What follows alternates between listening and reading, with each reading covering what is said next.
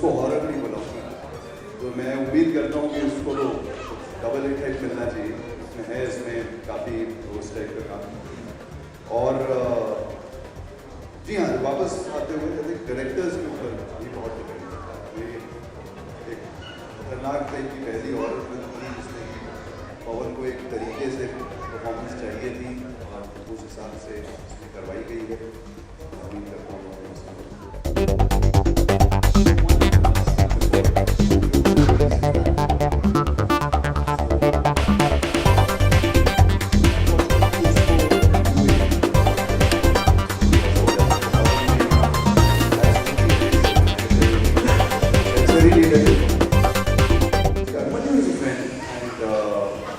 sent me a script, which I had said कि ये genre जो है मुझे समझ में नहीं आता है और I love to watch horror films, but करने में I didn't really have it's very physically draining और वो काफ़ी loud से reactions देने पड़ते हैं और मतलब overly loud जो होते हैं निकालना और तो मैं अपने आप को स्क्रीन पे देखता हूँ, मैं अपने आप को वैसे बड़ा भयानक सा लगता है मुझे सब कुछ, तो मैं बोलता हूँ ये ऐसे करके तो फिर और ज़्यादा बुरा हो जाता है। तो मैंने सोचा था नहीं करूँगा, but this script is what kind of made me go ahead and do this film. Also इसकी जो ट्रीटमेंट इन लोगों ने आप लोगों ने सबने फर्स्ट लुक देखी है, आई थिंक जो इन्होंने सोचा था कि एक डिफरेंट तरीके से फिल्म को शूट करना है, इसकी आप जो है कैमरा वर्क से लेकर हर चीज़ पे देख रहे हो कि आपको it's very differently done.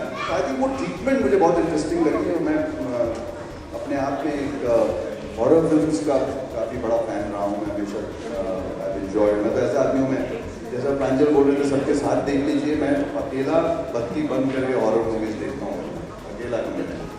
So I have always enjoyed this and I thought that somebody is trying to take this genre in our country एक स्टेप ऊपर, तो आई थिंक अगर हम सपोर्ट कर सकते हैं तो वाई नॉट। रेसिपी तो आप लोग को बनानी पड़ेगी, अक्सर आप ही लोग बताते हैं, लोग तो अपना काम करके निकल जाते हैं। तो आई थिंक काम सिंसियरली करना पड़ता है और बाकी डायरेक्टर्स जो होते हैं उनके ऊपर बहुत कुछ डिपेंड करता है। जैसे कि मेरी ये मैं एक हॉरर फिल्म से पहले कर चुका हूँ, बट मैं हमेशा हंसता था कि वो उस हॉरर फिल्म को यूए मिला था, तो मैं उसको हॉरर नहीं बुलाऊंगा। तो मैं उम्मीद करता हूँ कि उसको तो डबल हिट मिलना चाहिए। इसमें है, इसमें काफ़ी उस टाइप का काम। और जी हाँ, वापस आते हुए कहते डायरेक्टर्स के ऊपर भी बहुत डिपेंड करता है। ये एक खतरनाक टाइप की पहली हॉरर फिल्म थी जिसमें कि पवन को एक तरीके से परफॉर्मेंस चाहिए थी और उस हिसाब से उसमें करवाई गई है। उम्मीद करता हूँ before Anjum Rizvi's flat. So, but unfortunately उसको UA सर्टिफिकेट थोड़ा सा हो जाता है, तो हॉरर में has to be a certificate जरूरी, सेंसरी लीडर है। Karmani is a friend and he sent me a script, which I had said कि ये जॉनर जो है मुझे समझ में नहीं आता है और I love to watch horror films, but करने में I didn't really have it's very physically draining और वो काफ़ी लाउड से रिएक्शंस देने पड़ते हैं और मतलब ओवरली लाउड जो होते हैं निकालना और तो मैं अपने आप को स्क्रीन पे देखता हूँ, मैं अपने आप को वैसे बड़ा भयानक सा लगता है मुझे सब कुछ, तो मैं बोलता हूँ ये ऐसे करके तो फिर और ज़्यादा बुरा हो जाता है। तो मैंने सोचा था नहीं करूँगा, but this script is what kind of made me go ahead and do this film. Also इसकी जो ट्रीटमेंट इन लोगों ने आप लोगों ने सबने फर्स्ट लुक देखी है, आई थिंक जो इन्होंने सोचा था कि एक डिफरेंट तरीके से फिल्म को शूट करना है, इसकी आप जो है कैमरा वर्क से लेकर हर चीज़ पे देख रहे हो कि आपको it's very differently done. I think वो ट्रीटमेंट मुझे बहुत इंटरेस्टिंग लगी और मैं अपने आप में एक हॉरर फिल्म्स का काफ़ी बड़ा फैन रहा हूँ मैं हमेशा। आई एंजॉय, मैं तो ऐसा आदमी हूँ, मैं जैसा प्रांजल बोल रहे थे सबके साथ देख लीजिए, मैं अकेला बत्ती बंद करके हॉरर मूवीज देखता हूँ, अकेला नहीं। So I have always enjoyed this and I thought that somebody is trying to take this genre in our country एक step ऊपर. So I think अगर हम support कर सकते हैं तो why not? बहुत ही ज़्यादा different होगा. कहीं आप बाहर निकले जिसका ना बोले वो ज़्यादा ही different हो गया है. तो I think उस टाइप का है. इसमें most of the characters don't believe in all these things. By the end of it, then आपको पता लगता है कि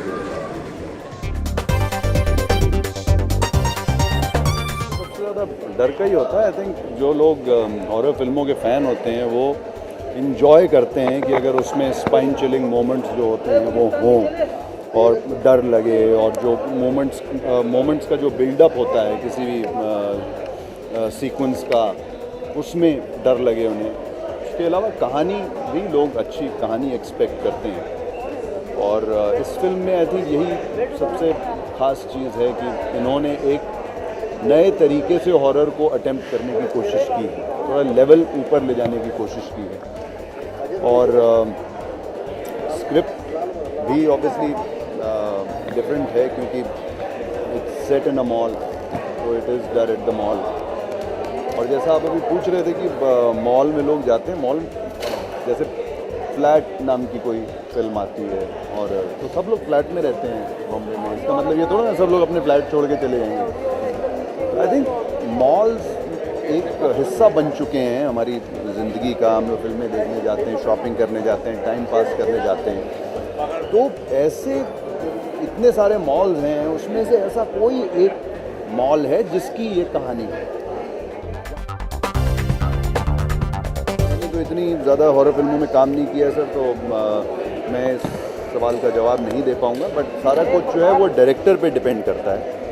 और पवन जब मुझे मिले थे, मैंने तो पहले एक ही हॉरर फिल्म की थी, फ्लैट, और उसके बाद मैंने कोई फिल्म की नहीं है. क्योंकि मेरे को हमेशा ऐसा लगता था कि हॉरर फिल्मों में वो बहुत ओवर एक्टिंग वाले एक्सप्रेशन और आंखें फाड़ फाड़ के हाँ वो करना है, ऑल दैट व्हाटएवर. तो मैंने बोला मैं नहीं करूँ. फिर उन्होंने समझाया मुझे कि आप एक बार स्क्रिप्ट पढ़ लो और फिर आप देखो, फिर आप मुझे बताओ कि अगर इसमें इस टाइप की एक्टिंग आपको करनी होगी या कुछ. मेरी शॉट टेकिंग वैसी नहीं है, फिल्म की मेरी ट्रीटमेंट वैसी नहीं है, और वैसी एक्टिंग मैं आपसे नहीं करवाऊँगा.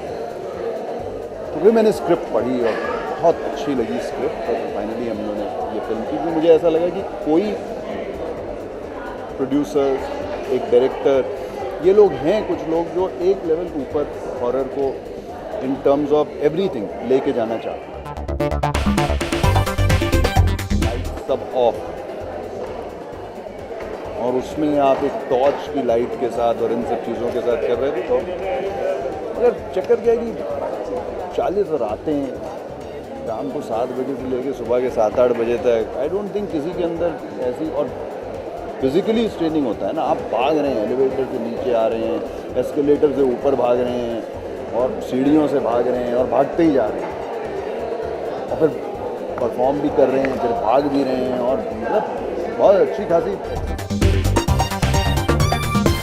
ये प्रोड्यूसर्स की और डायरेक्टर की लेवल ऊपर ले जाने के लिए इस फिल्म के साथ. And that is the achievement. अगर आपने ट्रेलर भी देखा होगा तो इसकी लुक आपको डिफरेंट लग रही होगी बाकी हॉरर फिल्म से. आई एम श्योर जिस तरीके की ट्रीटमेंट है फिल्म की, जिस तरीके का कैमरा वर्क है, जिस तरीके की साउंड है, सारा कुछ जो करने की कोशिश की गई है, I think they really done a commendable.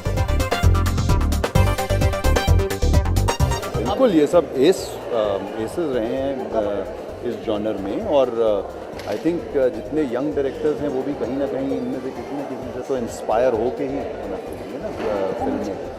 तो पवन की आई थिंक सेंसिबिलिटी बहुत सही है. थ्रिलर्स,